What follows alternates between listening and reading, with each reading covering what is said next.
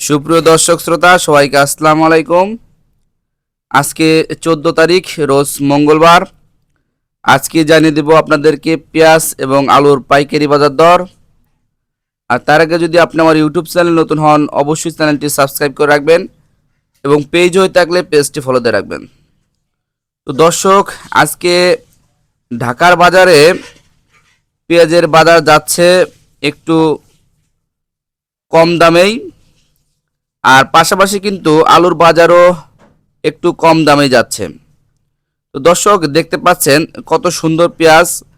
এই পেঁয়াজগুলো কিন্তু আজকে বিক্রি করা হচ্ছে 42 থেকে 40 টাকা কেজি।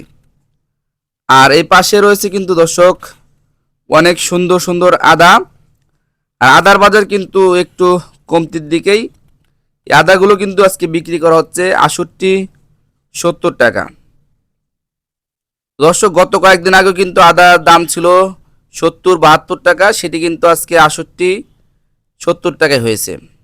আর এই পাশটাতে দেখতে পাচ্ছেন কত সুন্দর কিন্তু ধোয়া স্টিক আলু, সেটি কিন্তু আজকে বিক্রি করা হচ্ছে 22 থেকে 23 টাকা কেজি, যেটির বাজারও কয়েকদিন আগে ছিল 25-26 টাকা, সেটির বাজার আজকে কিন্তু 22-23 টাকা বিক্রি করা হচ্ছে।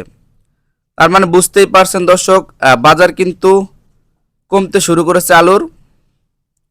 আর এই পাশে রয়েছে কিন্তু আদোয়া স্টিক, দেখতে পাচ্ছেন দর্শক অনেক সুন্দর সুন্দর কিন্তু আদোয়া স্টিক।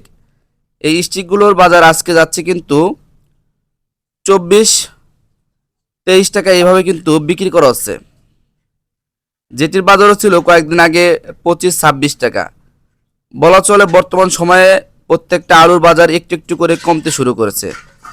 যেহেতু বর্তমান সময় নতুন আলুর সিজন যাচ্ছে, সেহেতু আলুর বাজার একটু একটু করে কমতে শুরু করেছে দর্শক।